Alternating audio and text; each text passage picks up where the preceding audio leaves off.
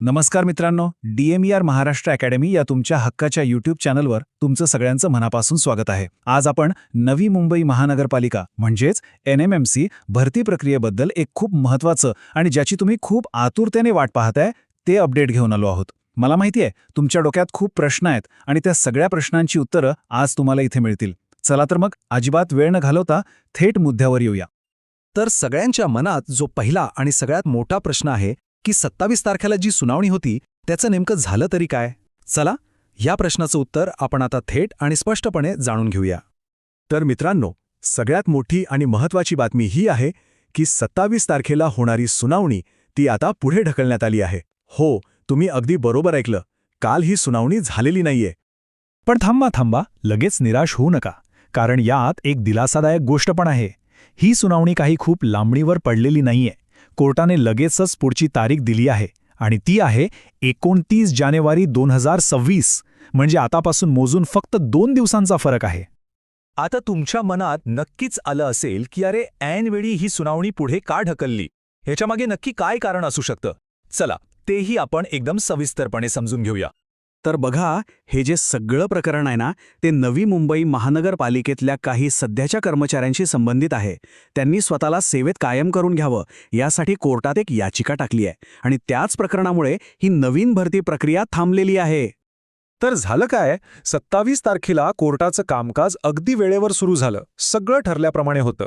पण झालं असं की या प्रकरणातले जे वकील होते ते काही कारणांमुळे हजर राहू शकले नाहीत आणि फक्त याच एका कारणामुळे कोर्टाला सुनावणी पुढे ढकलावी लागली आणि त्यांनी लगेचच 2 दिवसांनंतरची तारीख दिली. म्हणजे यात दुसरा कुठलाही मोठा कायदेशीर पेच नाहीये.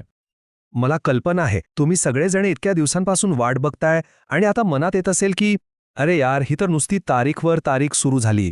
तुमची ही जी निराशा आहे, तुमची जी तळमळ आहे ती आम्ही पूर्णपणे समजू शकतो, कारण ही प्रतीक्षा खरंच खूप त्रासदायक आहे.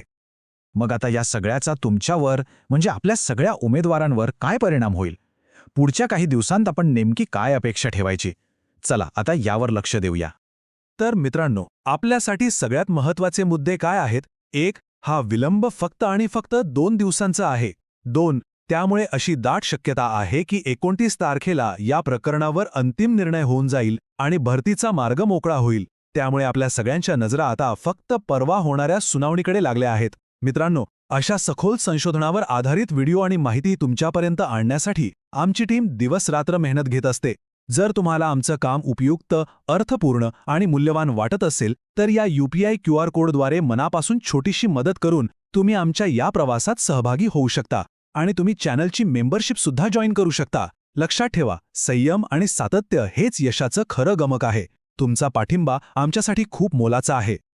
आणि आता तोच प्रश्न जो आपल्या प्रत्येकाच्या मनात आहे, 2 दिवसांनी होणाऱ्या सुनावणीनंतर भरतीचा हा जो थांबलेला मार्ग आहे तो खरंच मोकळा होईल का? हीच एक आशा आणि प्रार्थना आपण सर्वजण करूया. या प्रकरणावर जे काही पुढचं अपडेट येईल ते सर्वात जलद आणि सर्वात अचूकपणे तुमच्यापर्यंत पोहोचवण्यासाठी DMER महाराष्ट्र अकॅडमी चॅनलला सबस्क्राईब करायला अजिबात विसरू नका. If you want to know more about DMER then watch this video. आणि हो, ही महत्त्वाची माहिती तुमच्या इतर मित्रांपर्यंत पोहोचवण्यासाठी हा व्हिडिओ नक्की शेअर करा. भेटूया पुढच्या अपडेटसोबत. धन्यवाद.